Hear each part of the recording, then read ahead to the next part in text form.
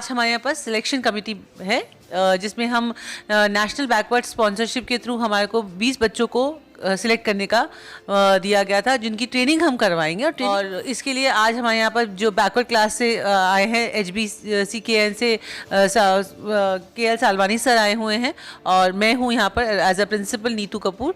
तो यहाँ पर हम बच्चों को ये चेक करते हैं कि वाकई बच्चे जो आए हैं इंटरव्यू देने के लिए वो इस कैटेगरी को बिलोंग करते हैं कि नहीं करते हैं, उनको वाकई ज़रूरत है इस ट्रेनिंग की और उस ट्रेनिंग को करने के बाद वो क्या करना चाहते हैं। तो ये सब चीज़ें सिलेक्शन इंटरव्यू के अंदर पूछी जाती हैं। वो बच्चे कौन थे 20 जिनको आज यहाँ पे सिलेक्शन हुआ है और वो कौन सा कोर्स करेंगे, तो इनके बारे में देखिए, जो कोर्स का नाम है वो है स्विंग मशीन ऑपरेटर। ये 3 महीने का कोर्स है और इस कोर्स के ज़रिए इसमें हम बच्चों को स्टिचिंग सिखाते हैं। अलग अलग जो गारमेंट के कंपोनेंट होते हैं, कॉलर है, पॉकेट है, जो इंडस्ट्री के हिसाब से मशीनरी भी बताई जाती है और उसको उनको जिस तरह से इंडस्ट्री चाहती है उस हिसाब से उनको सिखाया जाता है। बच्चों की क्वालिफिकेशन मिनिमम 8th पास होनी चाहिए और बच्चे बैकवर्ड क्लास या इकोनॉमिकली बैकवर्ड क्लास को बिलोंग करने चाहिए। तो अभी जो फिलहाल जो 20 बच्चे हैं सिलेक्ट किए गए हैं वो बैकवर्ड के हैं जी। और ये 3 महीने की ट्रेनिंग करने के बाद से जॉब की क्या गुंजाइश है, क्या चांस है? देखिए, जॉब की 100% असिस्टेंस होती है। हम बच्चों को इंटरव्यू के लिए ट्रेनिंग सेंटर्स आपके इंडस्ट्री भेजते हैं। इंडस्ट्री में सबसे ज़्यादा रिक्वायरमेंट ही इस सेक्शन की होती है, क्योंकि आपको भी पता है कि ऑपरेटर इंडस्ट्री में अगर देखा जाए तो सबसे ज़्यादा ऑपरेटर की ही डिमांड आ जाती है और स्किल्ड ऑपरेटर जो है वो ATDC उनको प्रोवाइड करता है। तो इनकी रिक्वायरमेंट तो रेगुलरिटी बेस पर हमारे पास रहती है इसके अंदर। तो ये बच्चे जो सिलेक्ट आप लोगों ने कराया है तो फीस या एडमिशन चार्ज क्या कुछ है, किस तरीके से इनरोल होते हैं, और अगर ऐसे जो एप्लीकेंट हैं, जो विद्यार्थी हैं या फिर कह लें जो लोग ज़रूरतमंद हैं वो आप तक पहुँचे तो उसके लिए क्या विकल्प है? देखिए, ये इस कोर्स की यहाँ पर कोई फीस नहीं, क्योंकि ये स्पॉन्सर्ड किया गया है नेशनल बैकवर्ड कॉरपोरेशन से, हमारे क्लास उस पे फाइनेंस डेवलपमेंट से। और बच्चों की जो इकोनॉमिकली स्टेटस जिनका बहुत पुअर है, जो नहीं बच्चे पे कर सकते हैं, उन्हीं की कैटेगरी को देखते हुए इनको दिया गया है। और जैसा आप ये पूछ रहे हैं कि ये बच्चे यहाँ पर हम कैसे पता लगाते हैं कि तो इनका इकोनॉमिकली बैकवर्ड स्टेटस का देखा जाता है कि BPL का कार्ड है कि नहीं, ये सब चीज़ें देखी जाती है इसके अंदर। तो इन बच्चों को जैसे कोई क्या 3 महीने कोर्स कंप्लीट करने के बाद से सर्टिफिकेट या फिर कोई आप लोगों ने फीस भी आप नहीं लेते हैं, तो बदले में क्या इनको स्पॉन्सर जब आप बता रहे हैं तो क्या इनके आने जाने के कोई बच्चे हैं दूर से आ रहे हैं तो क्या अपने पास से वेयर करेंगे या फिर आपकी तरफ से कुछ व्यवस्था है?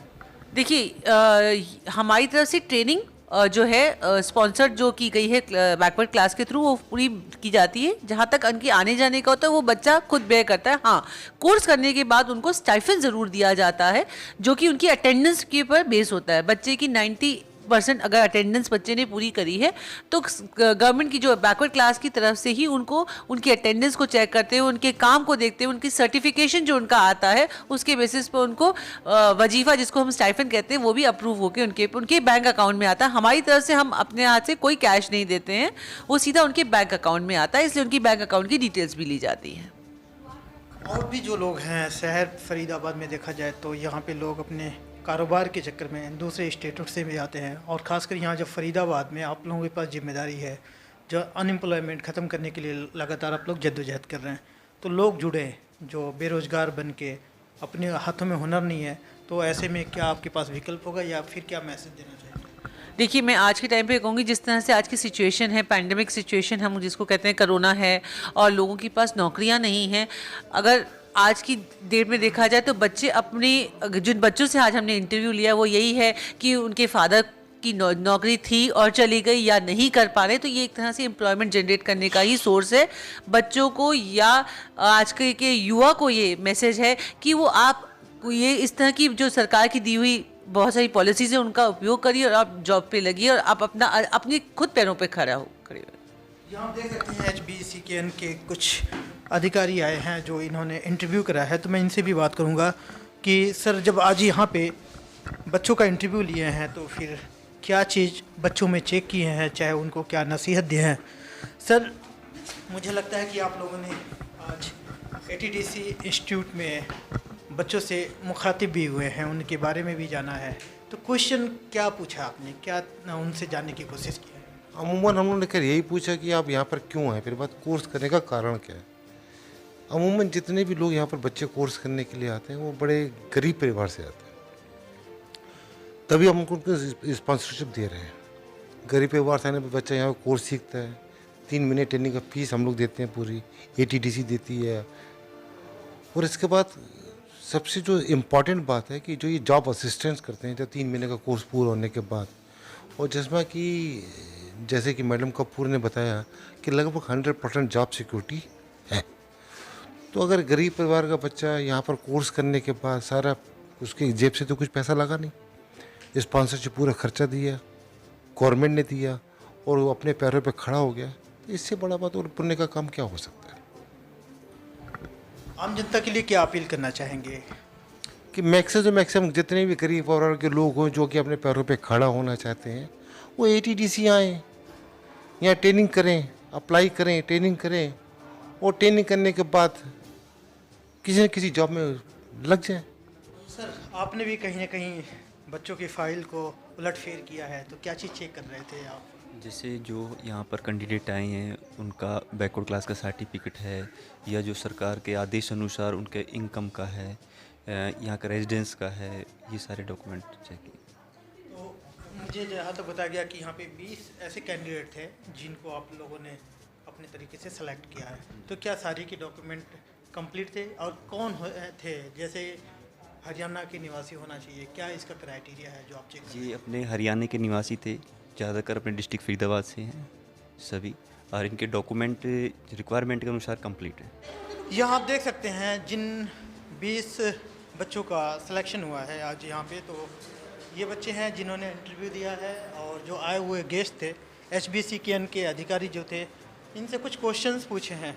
और मुझे लगता है कि इन लोगों के जब नया इनरोल हुआ है, यहाँ पे एडमिशन हुआ है, तो इनसे मैं जानूँ कि अब यहाँ एडमिशन लेने के बाद से क्या इन लोगों को सीखना है, या फिर आगे कुछ समय बाद यानी कि 3 महीने के कोर्स करने के बाद अपना फ्यूचर ये कहाँ देखते हैं, या फिर क्या करेंगे? क्या नाम है गुड़िया आपका? कविता।